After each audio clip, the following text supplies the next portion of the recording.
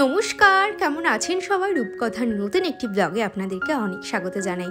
মাম্মামের যেহেতু এক্সাম চলছে, ঘুম থেকে ওঠার পর সকালে সমস্ত বাসি কাজকর্ম করে এখন চলে আসলাম রান্নাঘরে। ভাবছি মাম্মামকে পড়তে বসানোর আগে এই যে মাম্মামের দুধ গরম, আমার লিকার চা, সকালে যে মধু জলটা খাই, তো সেই সমস্ত করে তারপরে যাব ওপরে মাম্মামকে পড়তে বসানোর জন্য।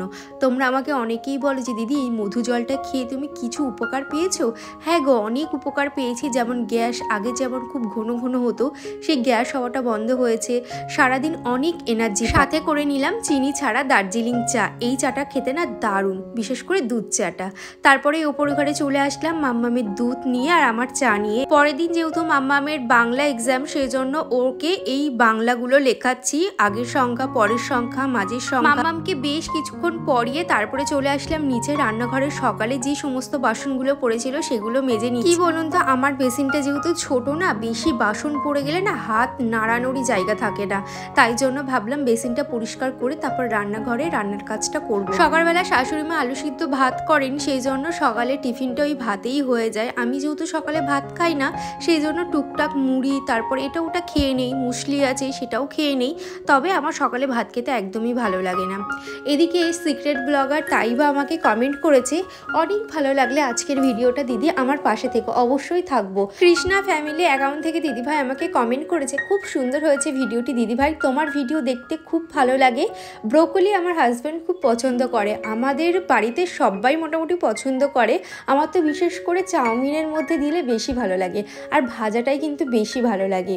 তারপর অনামিকা দিদিভাই আমাকে কমেন্ট করেছে যে দারুণ লাগলো আজকের ভিডিওটা। থ্যাংক ইউ অনামিকা, এইভাবে আমার পাশে থেকে। আনিশা দিদিভাই আমাকে কমেন্ট করেছে, খুব খুব খুশি হলাম, পাশে আছি, থাকবো, তোমায় খুব মিস করেছি। থ্যাংক ইউ গো আনিশা, এইভাবে আমার পাশে থেকো। এবার থেকে রেগুলার একদিন অন্তর একদিন আমি ব্লগ দেবো, আর নতুন নতুন রেসিপিও তোমাদের সাথে শেয়ার করব। আর আমার ঘরের কাজকর্ম দেখতেও তোমরা পছন্দ করো, অনেক মোটিভেট হও, আমার খুব ভালো লাগবে। এবার থেকে সেগুলোও শেয়ার করব।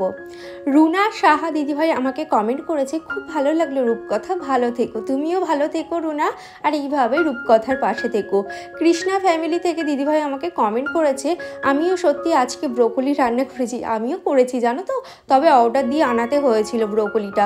বাজারে যে ছোট ছোট ব্রোকলিগুলো, ওগুলো না খুব একটা ভালো লাগে না, তাই বড় বড় ব্রোকলি নিয়ে আসা হয়েছিল। এদিকে মিতালি রয় দিদিভাই আমাকে কমেন্ট করেছে, অনেক দিন পর তোমার ভিডিও দেখছি। থ্যাংক ইউ মিতালি, এইভাবে আমার পাশে থেকো। সম্প্রীতি আমাকে কমেন্ট করেছে, অনেক দিন পর বড় ভিডিও দেখলাম রূপকথা, খুব ভালো লাগলো। মাম্মাম ভালো আছে তো? খুব ভালো লাগলো। থ্যাংক ইউ গো, এইভাবে আমার পাশে থেকো। হোম মেকার সাবিনা আমাকে কমেন্ট করেছে, লাইক দিয়ে পুরো ভিডিওটা দেখে নিলাম, খুব ভালো লাগলো দিদি। থ্যাংক ইউ গো, এইভাবে আমার পাশে থেকো। আর তোমাদের প্রত্যেকের কমেন্ট পড়তে আমার এত ভালো লাগে।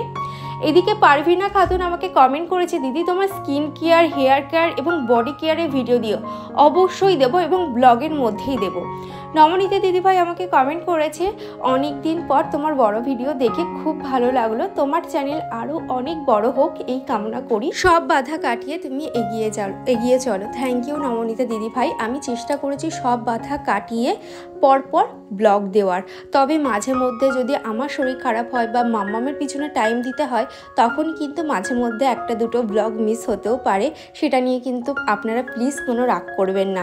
রুমা আমাকে কমেন্ট করেছে, খুব ভালো লাগলো। থ্যাংক ইউ রুমা, এইভাবে আমার পাশে থেকো। আর এদিকে জয়শ্রী দিদিভাই আমাকে কমেন্ট করেছে, ঘরের খাট কি ঘুরানো, খুব সুন্দর। হ্যাঁ গো, এই রিসেন্ট এই ঘরের খাটটা ঘুরিয়েছি, তা না হলে না জায়গাটা খুবই কম হচ্ছিল, যে কারণে খাটটা সেই আগে যেমন ছিল তেমনই করেছি। পম্পা ভৌমিক দিদিভাই আমাকে কমেন্ট করেছে, ভীষণ ভালো লাগলো রূপকথা, এইভাবে ভিডিও দিও, অনেক অনেক ভালোবাসা রইল। আর সত্যি জানো তো, সময়ের সাথে সাথে সব কিছু পাল্টে যায়, তো সত্যি তাই। সময় যত এগোচ্ছে না, ভাবছি যে লাইফটা এইরকমই চলবে, না লাইফটা এইরকম চলার নয়, লাইফে অনেক জটিলতা আসবে, আবার হয়তো পরে গিয়ে সেগুলো ঠিক হবে, তো এইভাবেই কিন্তু জীবনটা চলবে। তো সময়ের সাথে সাথে আমি যেহেতু ব্লগ বানাই, তোমাদের সাথেও শেয়ার করব, তবে ফ্যামিলির কথা বা পার্সোনাল কথা আমি তো সোশ্যাল মিডিয়াতে শেয়ার করতে পারি না, অনেক দিক থেকে বাধা থাকে আর কি। তো যাই হোক, এদিকে পূজা দাস আমাকে কমেন্ট করেছে, খুব ভালো লাগলো, আবারও লং ভিডিও দিচ্ছ দেখে, এইভাবেই এগিয়ে যাও। মাম্মামের যখন পরীক্ষা, ওর দিকেও নজর দিতে হবে তোমাকে আগে। হ্যাঁ গো, মাম্মামের দিকেও নজর দিচ্ছি, তবে তার মধ্যেও আমার যেটা কর্ম তো যেটা নিয়ে আমি বাঁচি আর কি, ভিডিও বানাতে প্রচণ্ড ভালোবাসি, তো সেটাও করছি আর এদিকে আমার কর্তামশাই এবং মাম্মামের জন্য করেছিলাম লেবুর রস, এটাই অর্ধেক করে দুজনকে দিয়ে আসবো। আর তার সাথে করেছিলাম আজকে বেগুনের ঝাল। তো ফ্রিজ খুলে দেখলাম একটু টক দই আছে, তো লাস্টে ওই দই বেগুনি হয়ে গেল আর কি।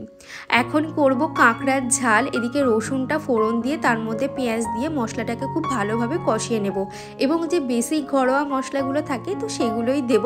হলুদটা বাড়ন্ত হয়ে গেছে, হলুদটাও আনতে হবে। আর এই কাঁকড়ার যে একটা গন্ধ আছে, আষ্টে গন্ধ, সেটা কিন্তু থাকবে না যদি তোমরা সিদ্ধ করে নাও, মানে একটু জাল দিয়ে নাও, জলে একটু সিদ্ধ করে নাও, তাহলে কিন্তু ওই কাঁচা গন্ধটা আর থাকে না। বেশি করে ধনেপাতা দিয়ে আজকে কাঁকড়ার ঝালটা করেছিলাম, বিশ্বাস করুন দারুণ হয়েছিল খেতে।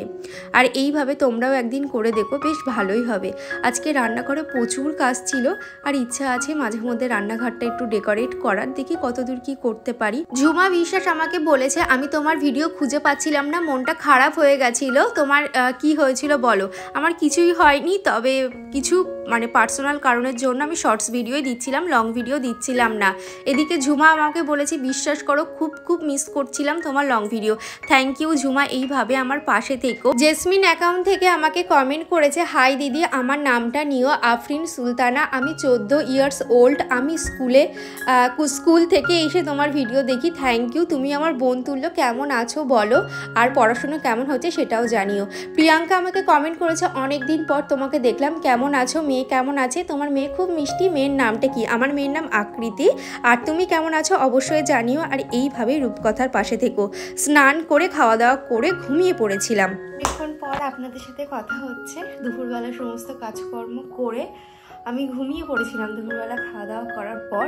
এখন ঘুম থেকে উঠলাম, এখন নিয়ে এসেছি কফি কিন্তু আমার কর্তামশাই করে দিয়েছে, খুব সুন্দর কফি বানায়, এই যে। তো কফি নিয়ে আসলাম, আর ঠাকুর ঘরটা না এখন একটু মুছবো, একটু পরে ঠাকুরের বাসনগুলো মেজে মুছবো। তাহলে চলো, ব্লগটা আর বড় করছি না, এখানেই শেষ করছি। দেখা হচ্ছে নেক্সট ব্লগে।